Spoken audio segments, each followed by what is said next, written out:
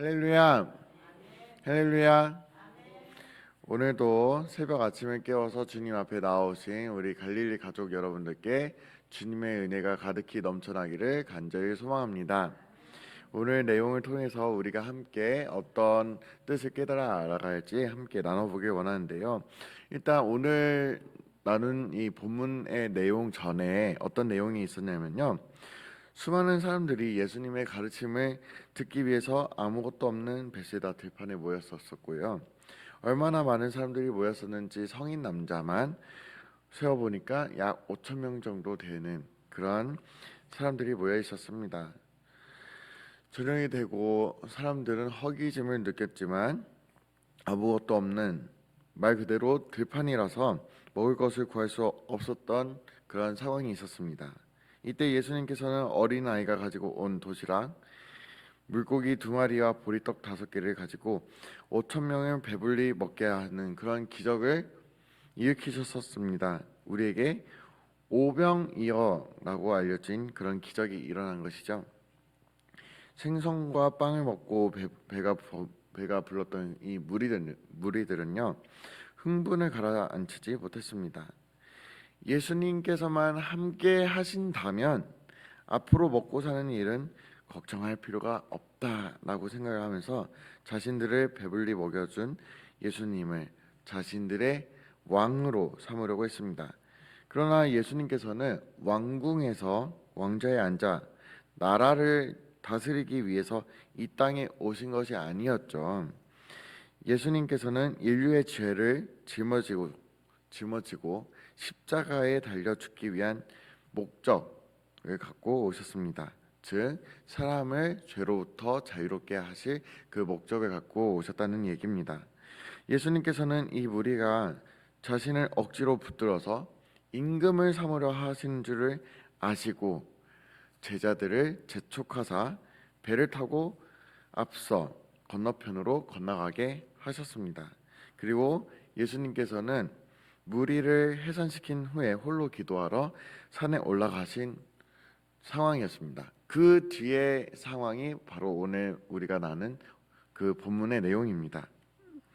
예수님 없이 제자들만 타고 있던 배는 항해하던 중에 어떤 상황을 맞이하게 되냐면요, 거센 바람을 맞이하게 됩니다. 강한 역풍으로 인해서 배는 더 이상 앞으로 나가지도 못했고, 그런데 그 상황 가운데서 또 뒤로 돌아가기도 또 애매한 게 이미 육지에서 출항한 지도 꽤 시간이 지났고 육지로부터 멀리 떨어져 있었기 때문에 돌아갈 수도 없는, 되게 이도 저도 못하는 그런 상황 중에 있었습니다. 갈릴리 바다 한 가운데 갇힌 제자들은 오고 가도 못한 채 홀딱 밤을 지새우면서 폭풍우와 사투를 벌이고 있었습니다. 마태복음 14장 24절에서 이렇게 되어 있는데요. 배가 이미 육지에서 술이나 떠나서 바람이 거스름으로 물결로 말미암아 고난을 당하더라 라고 되어 있습니다. 오늘 이 장면 속에 있는 제자들의 심정을 한번 우리가 상상해 보길 원합니다.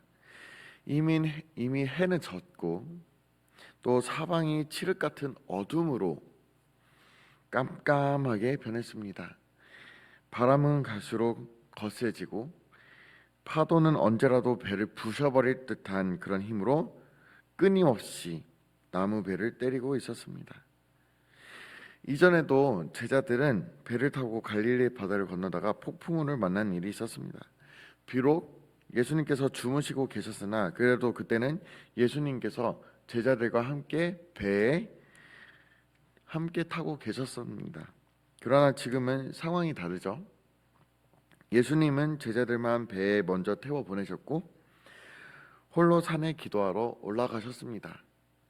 제자들은 그때는 예수님이 있었지만 지금은 예수님이 없으니 이번에야말로 끝이구나 라고 생각을 했을 수도 있습니다. 이대로 바다에 가라앉아 죽겠구나 라고 생각을 했을 수도 있겠죠. 그런 두려운 마음이 들었을 것입니다. 왜냐하면 이들의 눈에는 예수님이 보이지 않았기 때문입니다. 예수님이 보이지 않고 지금 당장 눈앞에 있는 상황이 닥쳐왔으니 이런 생각이 들기 마련이죠. 우리들은 이러한 제자들의 심정을 조금이라도 이해할 수 있을 것입니다. 왜냐하면 오늘날 우리들도 삶의 고난을 당할 때에 우리의 육신의 눈에도 예수님이 보이지 않기 때문에 당장 눈앞에 벌어지는 상황에 흔들리기가 쉽기 때문입니다. 예수님을 꼭 붙들지 않으면 흔들리기가 쉽다는 얘기를 하는 것입니다. 예수님이 눈앞에 계셨다면 고난 중에도 예수님께서 나와 함께 하심을 쉽게 확신할 수 있을 것입니다. 그러나 예수님께서 눈에 보이지 않기 때문에 이 고난 중에 있을 상황에 예수님께서 같이 하는 것에 대한 의심이 생길 수도 있고요. 홀로 남겨져 있는 것처럼 느껴질 때도 있을 것입니다. 그렇다면 이렇게 눈에 안 보인다는 이유로 정말로 예수님께서 우리가 고난을 당할 때, 우리가 어려움을 당할 때 저 멀리 계신다는 이야기일까요? 아닙니다. 그렇지 않습니다. 예수님께서 멀리 계시지도 않고 그렇다고 해서 관심이 없으신 것도 아닙니다. 오늘 본문과 같은 사건을 기록한 마가복음 6장에는 바로 이 점에 대해서 흥미로운 사실을 우리에게 전해줍니다. 마가복음 6장 48절에 이렇게 되어 있는데요. 바람이 거스름으로 제자들이 노 젓는 것을 보시고 밤 사경쯤에 바다 위로 걸어서 그들에게 오사 지나가려고 하시매. 아멘. 성경 학자들에 따르면요, 본문 속 바다 위에서 파도와 사투를 벌이고 있는 그런 제자들은 육지에서 대략 5km 정도 떨어져 있을 것으로 이야기를 하고 있습니다. 5km라고 한다면 사람이 보이지 않는 먼 거리죠. 게다가 제자들은 지금 불빛이 있는 상황 가운데 있습니까? 불빛이 하나 없는 깜깜한 밤바다 한 가운데 있습니다. 제자들이 볼 리가 없죠. 그러나 마가복음 6장 48절은 이렇게 기록하고 있습니다. 바람이 거스름으로 제자들이 노 젓는 것을 보시고 라고 되어 있어요. 그렇게 기록하고 있습니다. 분명히 예수님께서는 제자들이 고난당하는 상황을 다 보고 계셨다는 이야기입니다. 여기 보았다라는 말은 단지 눈으로 보다는 의미를 뛰어넘어서 예수님께서 그들의 고난당함을 이해하시고 알고 계셨다는 뜻을 포함하고 있습니다. 거센 폭풍과 강력한 파도와 사투를 벌이고 있던 이 제자들은 아무도 자신들의 고난 당하는 형편을 모를 것이라 생각을 했을 수도 있습니다. 예수님께서도 이 어려움을 아실 리 없다고 생각을 했을 수도 있겠죠. 그러나 하나님의 아들이신 예수 그리스도께서는 5km 정도 떨어진 빛 하나 없는 그 컴컴한 바다 위에 어려움을 겪고 있는 그 제자들이 사투를 벌이고 있는 그 모습을 다 보고 계셨습니다. 또한 주님은 그들의 고충과 고난을 다 알고 계셨습니다. 이것은 오늘날 우리의 삶의 자리에도 그대로 적용이 됩니다.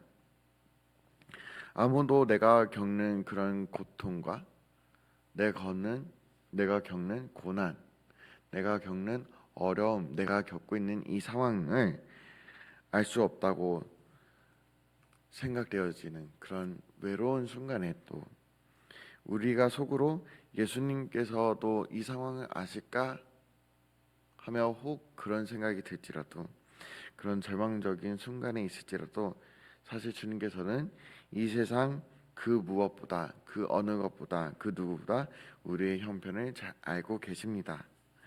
또한 예수님께서는 우리의 고통을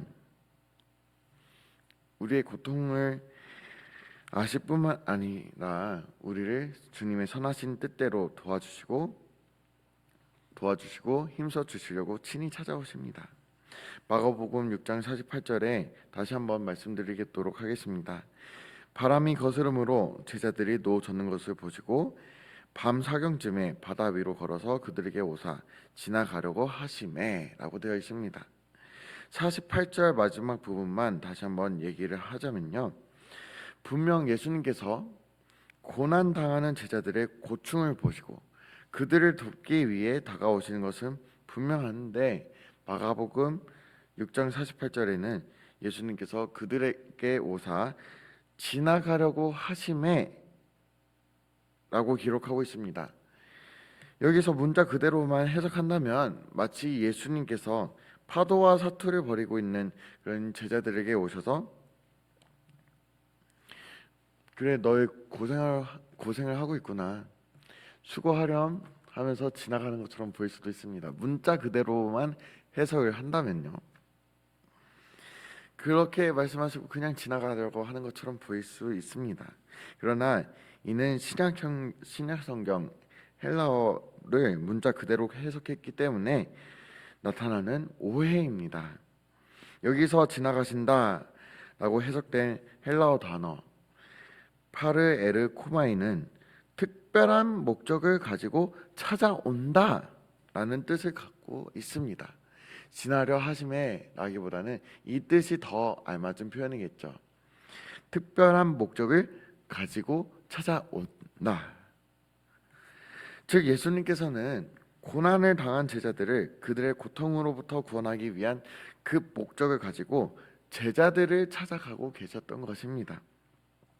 이와 같이 예수님께서는 지금도 우리의 삶에 파르 코마이 즉 특별한 목적을 갖고 우리에게 찾아오시려고 오시는 것임을 우리가 믿으며 나가길 소망합니다. 즉 우리들이 겪고 있는 그 어떠한 상황들일지라도 예수님께서 늘 함께 하시며 우리에게 찾아오시는 분이시라는 것을 여러분 잊지 않기를 간절히 소망합니다. 본문을 보면 예수님께서 제자들을 찾아오신 시간도 기록을 하고 있어요. 25절의 말씀을 한번 보도록 할까요? 25절의 말씀입니다. 밤 사경에 예수께서 바다 위로 걸어서 제자들에게 오시니 아멘. 예수님께서 제자들을 찾아오신 시간이 언제라고 되어 있죠? 밤 사경이라고 되어 있습니다. 이 경이라는 것을 설명을 드리자면 밤 1경은 저녁 6시부터 9시까지입니다. 2경은 9시부터 자정까지. 밤 3경은 자정부터 새벽 3시까지. 그렇다면 밤 4경은 몇 시부터 몇 시까지일까요? 새벽 3시부터 6시까지라고 할 수 있겠죠. 제자들은 지난날 해가 저물 때 배를 타고 출항했으니 대략 저녁 6시쯤에 떠났을 것입니다.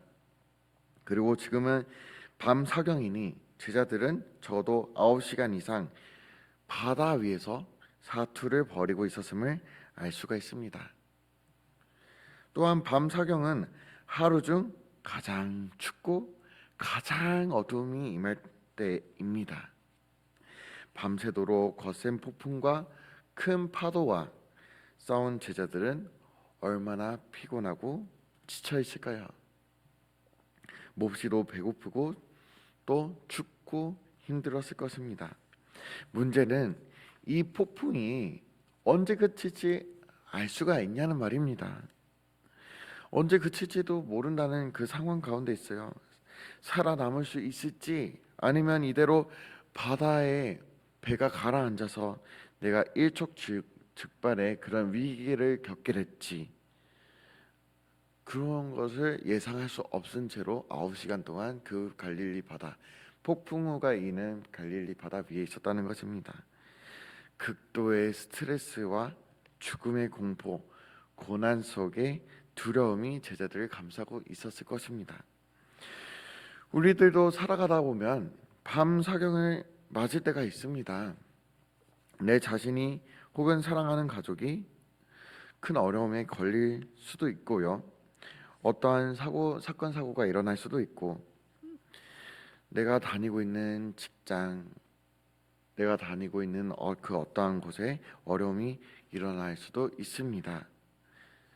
또한 친했던 사람들과의 그 관계가 어려울 수도 있고요. 남들에게 말하기 어려운 개인적인 아픔이 있을 수도 있습니다. 상황이 갈수록 꼬이고 꼬여서 힘들고 어려운 형편에 처할 수도 있고요. 내 두 눈에서 흐르는 눈물이 멈추지 않는 그 순간이 있을 수도 있고 괴로운 순간이 있을 수도 있습니다. 말 그대로 벼랑 끝에 홀로 서 있는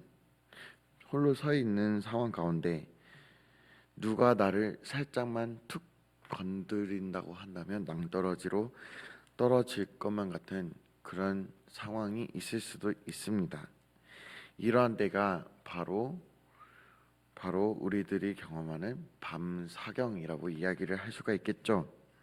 아무도 우리를 도와줄 수 없을 것이라고 생각이 들고 아무도 우리의 마음을 몰라주는 그런 외로운 또 괴로운 영혼의 밤이 바로 밤사경입니다. 오늘 이 시간 혹시 영적인 밤사경을 보내고 있는 그런 여러분이 그런 분들이 계시지 않는지 한번 여쭤보고 싶습니다. 그러나 그런 밤사경을 겪고 있는 분이실지라도 조금만 기다려 보세요. 왜냐하면 우리의 구원자 되시는 구주 예수 그리스도께서 우리를 돕기 위해서 찾아오실 것이기 때문입니다. 아니, 사실 믿음의 눈을 들어보면 이미 주님은 우리를 돕기 위해서 우리와 함께하고 계십니다. 오늘도 우리를 찾아오시는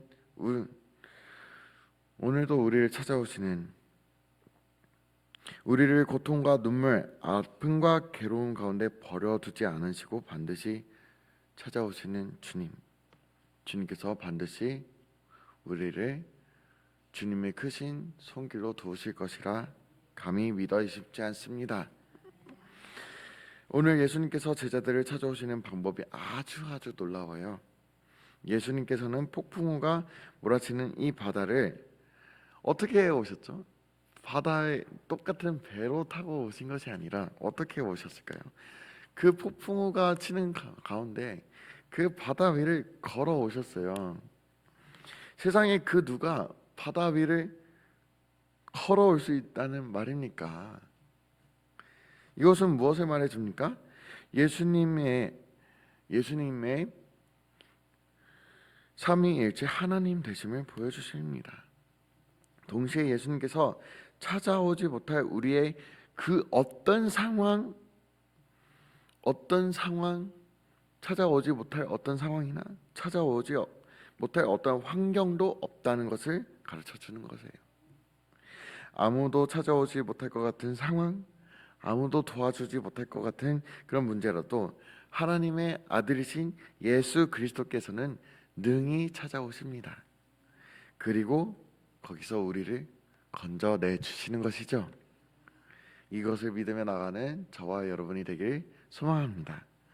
밤사경 컴컴한 바다 위를 걸어오시는 예수님을 보고도 제자들은 예수님인지 알지 못했습니다.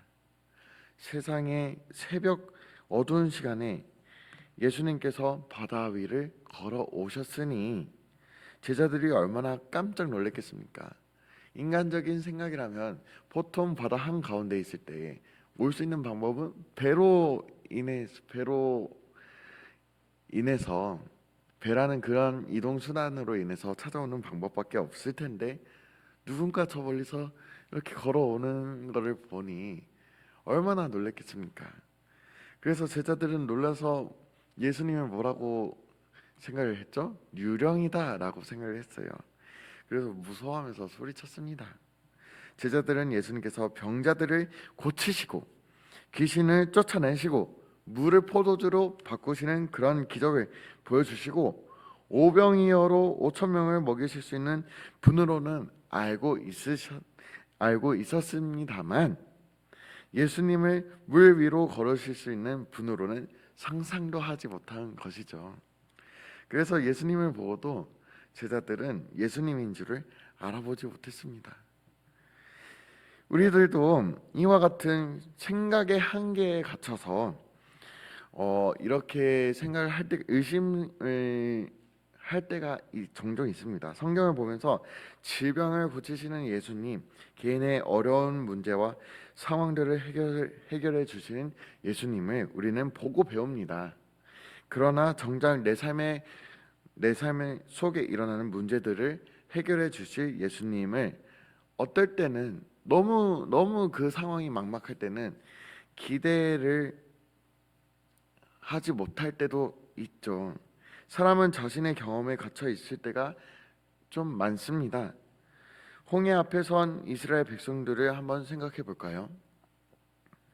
바다를 반으로 가르시는 하나님을 경험해 본 적이 없기 때문에 그들은 여기 앞에는 이제 바다고 뒤에는 이제 애굽의 저 군병들 쫓아오고 있고 어떤 생각이 들까요? 그들은 이제 우리들은 다 죽었구나라고 생각하면서 두려워했습니다. 골리앗 앞에 선 이스라엘 백성들을 또 떠올라 볼까요? 이들도 거인을 상대하면서 승리케 하신 하나님을 경험해 본 적이 없었기 때문에 골리앗을 두려워하면서 벌벌 떨며 바위 틈에 숨었었습니다. 이처럼 사람은 자신이 경험한 하나님이 전부인 줄 아는 경우가 더러 있습니다. 그러나 하나님께서는 우리의 경험과 지혜의 수준을 뛰어넘어서 일하시는 분이십니다. 우리가 생각할 때는 이렇게 해야만 문제가 해결될 것이다 라고 보지만 하나님께서는 우리가 한 번도 생각하지 못하고 상상도 해보지 못했던 그런 방법으로도 얼마든지 우리의 문제들을 해결해 주실 수 있다는 말입니다. 제자들은 예수님께서 폭풍우가 몰아치는 그 컴컴한 바다 위를 두 발로 직접 걸어오실 것이라고는 한 번도 생각을 해보지 못했을 것입니다. 주님의 지혜와 능력은 인간이 가진 것과 비교할 수 없을 만큼 크고 위대합니다. 믿으십니까? 따라서 우리의 지혜와 경험과 상식으로 해결할 수 없는 그 문제와 상황이라고 해서 낙심하지 말고 포기하지 마십시오. 주님께서는 우리의 경험과 지혜를 뛰어넘어서 역사하십니다.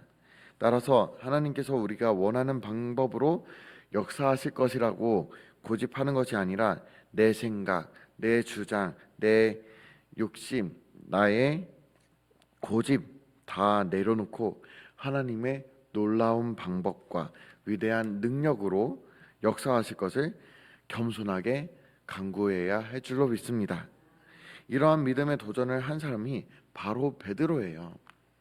그는 물 위로 걸어오시는 분이 예수님이심을 깨닫게 되자 인간의 상식과 경험을 뛰어넘는 간구를 주님께 감히 요구를 했어요. 주님께 감히 그 간구를 드렸습니다. 28절의 내용이죠. 마태복음 14장 28절의 내용을 함께 봉독하도록 하겠습니다. 마태복음 14장 28절의 내용입니다. 베드로가 대답하여 이르되 주여 만일 주님이시거든 나를 명하사 물 위로 올라오라 하소서 하니 아멘. 오늘 이 성경을 보면 마치 베드로가 물 위로 걸어오시는 주님을 의심하는 소리처럼 들릴 수도 있습니다. 여기서 한글 성경을 보면요, 또 이렇게 되어 있습니다. 정말 물 위로 걸어오시는 이가 주님이십니까? 주님이 맞으시면 저에게 물 위로 걸어오라고 명령하십시오 하고 의심과 확인을 위해서 말하는 것처럼 보여요. 그러나 원문을 정확하게 해석을 한다면요, 주여 만일 주님이시거든 이라는 이 말은 의심이 아니라 확신입니다. 과연 주님이시군요. 주님 저에게 명령하사 저로 물 위로 오라고 말씀해 주세요. 베드로는 물 위에 계신 분이 주님이라는 것을 확신하게 되자 자신도 예수님처럼 물 위를 걸을 수 있도록 요청한 것입니다. 베드로가 가진 신앙의 담대함을 보여주는 장면이죠. 베드로는 예수님의 말씀 한마디면 자신과 같이 평범한 사람도 얼마든지 물 위로 걸어갈 수 있을 것이라 확신을 했던 것입니다. 베드로는 예수님을 천지의 주제 하나님으로 알고 있었습니다. 이와 같은 베드로의 믿음이 그의 지혜와 또 경험과 상식을 뛰어넘는 역사를 경험하게 된 것입니다. 베드로가 예수님과 같이 물 위로 이제 걷게 되었어요. 29절 함께 읽도록 하겠습니다. 마태복음 14장 29절의 말씀입니다. 오라 하시니 베드로가 배에서 내려 물 위로 걸어서 예수께로 가되. 아멘. 만일 베드로가 주님께 요청한 것이 예수님의 능력을 시험코자 하는 그런 불순한 의도의 내용이었다면 주님께서는 오라고 말씀하시지도 않았을 것입니다.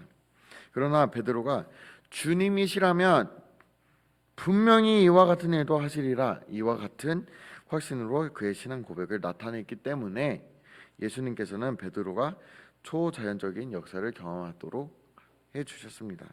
베드로는 물 위로 걸어오시는 그 주님을 통해서 그가 이전에 경험해보지 못한 새로운 경지의 역사를 경험하게 된 것입니다. 우리들도 물 위를 걸어오시는 주님을 바라봅시다. 이후 역사 속에서 수많은 사람들이 물 위를 걷는 것을 시도했지만, 여러 사람들이 따라했지만 하나같이 다 실패를 했어요. 오직 하나님의 권능을 가지신 천지의 주제이신 예수님만이 하실 수 있는 일입니다.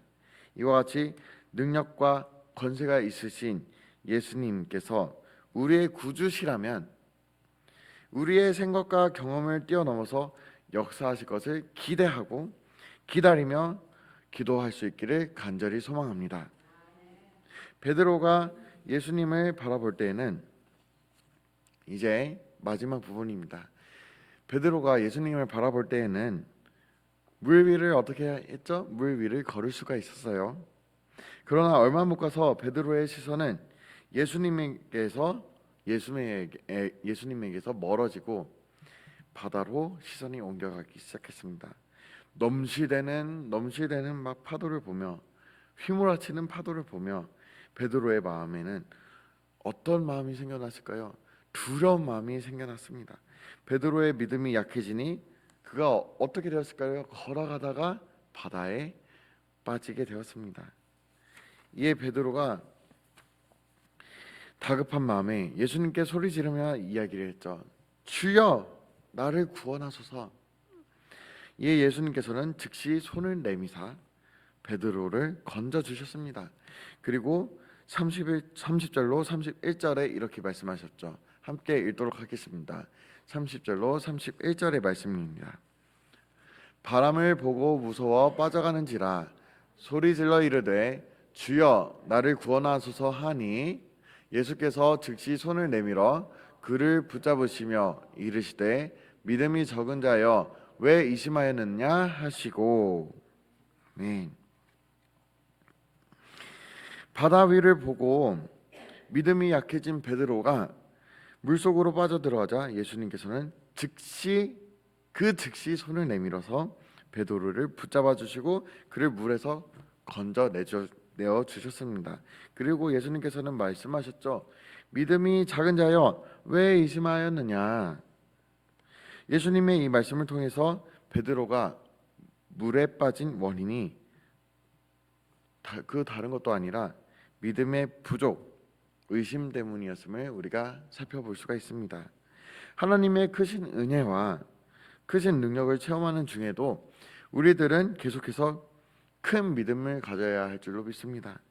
믿음이 부족하게 되면요, 우리의 시선이 분산되어지게 되고 그 약한 돌풍에도 우리가 걸려 넘어지기 쉽습니다.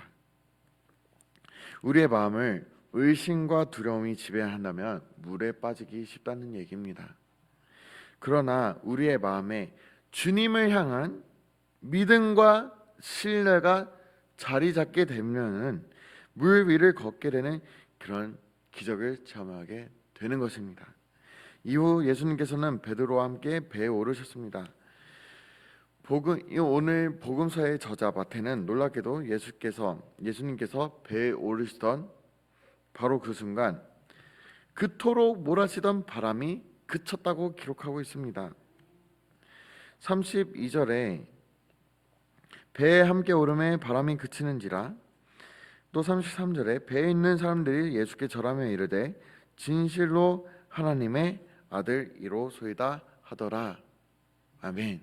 이렇게 기록하고 있습니다. 마태는 예수님께서 배에 오르심과 동시에 바람이 그쳤다고 기록함으로써 다름 아닌 예수님께서 그 거센 폭풍과 바다를 잠재우셨음을 암시하고 있습니다. 물 위로 걸어오신 예수님, 바람과 바다를 잔잔하게 하신 예수님. 배에 있던 제자들은 이와 같은 예수님을 보고 엎드려 절하며 예수님께서 참으로 하나님의 아들이심을 고백을 했습니다. 예수님께서는 폭풍과 파도를 만난 제자들에게 찾아오시고 물 위로 걷고 바다를 잠잠케 하심으로 그들에게 자신이 곧 참 하나님의 아들이심을 친히 나타내셨습니다. 오늘 우리 삶 속에서 폭풍우가 몰아치고 어려움이 찾아올 때에도 예수님께서는 여전히 우리의 삶 가운데에 찾아오시고 역사하고 계십니다. 예수님께서 우리를 폭풍과 파도 같은 그런 어려움 속에서 건져주심으로 말미암아 우리는 예수님께서 하나님의 아들이시며 우리의 구원자 되심을 깨닫게 됩니다. 바다를 바라보게 되면 두려운 마음이 떠오를 수 있죠. 그런 마음이 떠오를 수 있는 확률이 제일 크죠. 그러나 바다 위를 걸어오시는 예수님을 바라본다면 용기가 떠오를 수도 있습니다. 어떠한 역경과 어려움 속에서도 우리의 시선을 파도에 집중하는 것이 아니라 예수님께 집중하기를 간절히 소망합니다. 우리의 지혜와 경험과 상식을 뛰어넘어서 우리가 감히 상상하지 못한, 감히 경험하지 못한 방법으로도 역사하실 수 있는 위대하신 하나님을 믿음으로 붙들고 살아감으로써 우리 삶에 찾아오시는 위대한 구원자 예수 그리스도의 크신 은혜와 능력을 풍성하게 누리며 살아갈 수 있는 저와 여러분이 되기를 주님의 이름으로 간절히 소망하며 축복드립니다. 그러므로 그 강풍이 있는 그 갈릴리 바다, 그 바다에 집중을 하는 것이 아니라 그 바다 위를 걸어오신 예수 그리스도를 집중하십시오. 우리가 바라볼 대상은 두려움이 아니라 우리를 건져내어 주실 예수 그리스도이십니다. 그 예수 그리스도를 우리가 붙들며 하루하루 한 시간 1분 1초를 그렇게 살아가기를 간절히 소망합니다. 여기에 믿음으로 살아갈 때에 우리는 비로소 승리의 삶을 살아갈 수 있는 것입니다.